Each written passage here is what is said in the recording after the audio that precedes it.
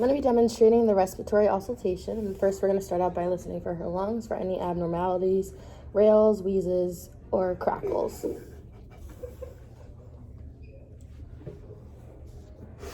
Take a deep breath. Again. Again. Again.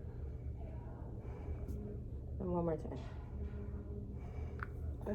Okay, so her lungs sounded normal, no any abnormality signs. And now we're going to do the thumb excursion, and we're just going to stick the thumbs together, place our palms down at the bottom of the spine, and we're going to ask her to take a deep breath in. And we're watching to see if it rises and falls equally together. We don't want the hands to move bilaterally.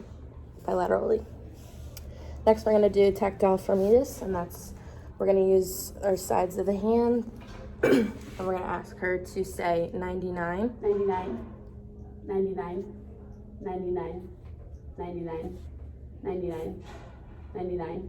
And we're just listening for the vibrations through her bones. And lastly, we're going to do the percussions.